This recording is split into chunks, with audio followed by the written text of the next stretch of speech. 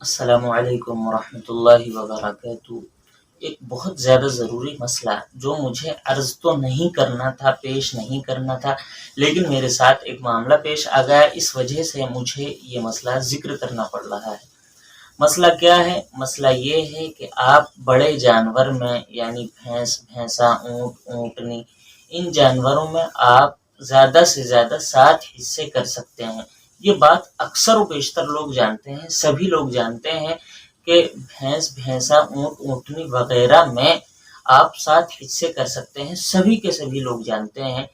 لیکن 7 حصے سے کم بھی کر سکتے ہیں، یہ مسئلہ آپ نہیں جانتے، اکثر و بیشتر لوگ نہیں جانتے۔ میرے ساتھ معاملہ پیش یہ آیا کہ میں عصر کی نماز کے بعد اپنی نمازیوں کو، اپنے مقتدیوں کو قربانی کے جو ضروری مسائل ہیں وہ بتلاتا ہوں، لیکن ابھی 2 دن پہلے میں نے قربانی کا ایک مسئلہ بتلایا کہ آپ بڑے جانور میں 7 حصے زیادہ سے زیادہ کر سکتے ہیں، لیکن اگر کوئی شخص 7 حصے سے کم یعنی 6 حصے یا 5 حصے یا 4 حصے یا 2 حصے کرنا چاہتا ہے تو آدمی یہ بھی کر سکتا ہے، بلکہ ایسا کرنا یہ اس سے بھی زیادہ ثواب کا ذریعہ ہے۔ یعنی آپ ایک بڑے جانور میں ضروری نہیں کہ 7 ہی حصے کریں، 7 حصے سے کم اگر آپ کرنا چاہتے ہیں تو 7 حصے سے کم بھی آپ کر سکتے ہیں۔ یہی مسئلہ ہے اور یہی میں نے اپنے مقتدیوں میں عرض کر دیا، لیکن چونکہ مقتدیوں نے نمازیوں نے اب تک صرف یہی مسئلہ سنا تھا کہ بڑے جانور میں 7 حصے کر سکتے ہیں، اس سے کم یا اس سے زیادہ نہیں کر سکتے، اکثر لوگ یہی جانا کرتے تھے۔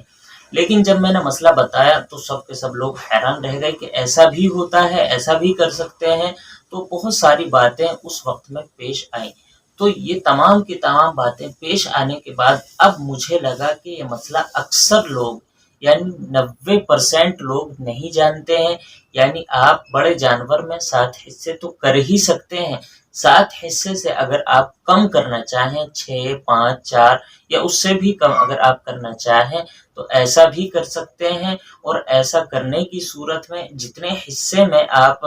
جانور کی قربانی کریں گے اتنے ہی حصوں میں گوشت تقسیم ہوگا، ضروری نہیں ہے کہ 7 حصوں میں آپ تقسیم کریں۔ یعنی مثال کے طور پر کسی نے ایک جانور میں 5 حصے کیے ہیں اور